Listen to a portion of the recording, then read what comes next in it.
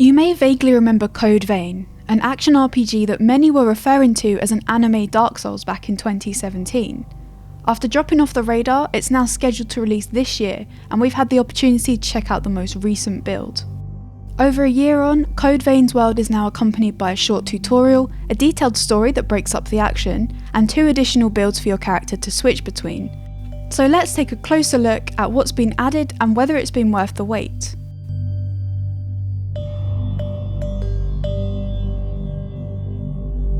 Our first encounter with Code Vein unleashed us into a strange world tasked with defeating almost every other living thing that we encountered, excluding our AI companion. And while the world looks dark and mysterious, we didn't have much of an idea of what was going on. In the latest build, we finally learn about our character's motive and why the world is the way it is. To keep the overall concept brief, a mysterious red mist is turning people into immortal creatures known as revenants. These revenants require blood beads to sustain themselves. Without blood beads, the revenants will turn into the lost. Now there aren't many blood beads left in the world, but fortunately your character can bring dried blood springs back to life, allowing these springs to produce blood beads again. For whatever reason, this is enough to make people believe that you can restore the world to what it once was. The tutorial at the beginning of the game now explains that you've become a revenant. Each revenant typically has one set of abilities known as a blood code, but your character's special because they can change their blood code at will.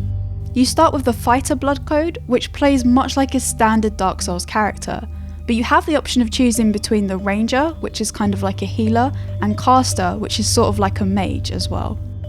Unlike most RPGs, you can't choose where your stats are distributed upon leveling. Each blood code has its own set build that you cannot deviate from, meaning that you're unable to create a hybrid of your favourite blood codes.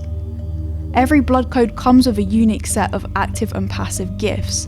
Activating these gifts requires a special type of blood called IKAR. The only way of acquiring IKAR is by killing revenants who've turned into monsters, also known as the Lost. Your character's also equipped with a blood veil, which is a tool designed to drain the IKAR from enemies to power your abilities. The blood veil might not sound useful when using melee only build, as you won't need IKAR anywhere near as often as a caster, but it can be used as a finisher when you've built up your focus gauge during combat. A glaring difference between this preview build and the 2017 build is the difficulty. While both demos exhibit the same area in the game, the more recent build feels a lot easier than the first one. Enemies deal far less damage than before, and now you can cut down most enemies within 3 attacks.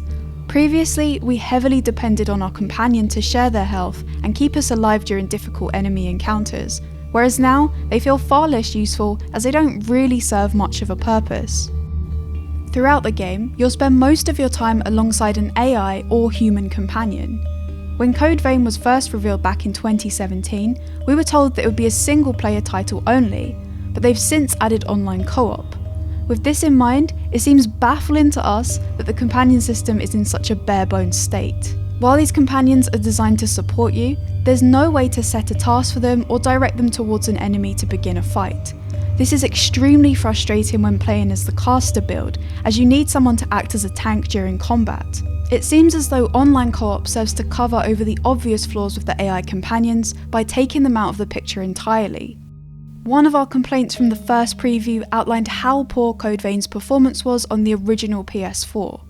Even while locked at 30 FPS, we saw constant frame drops.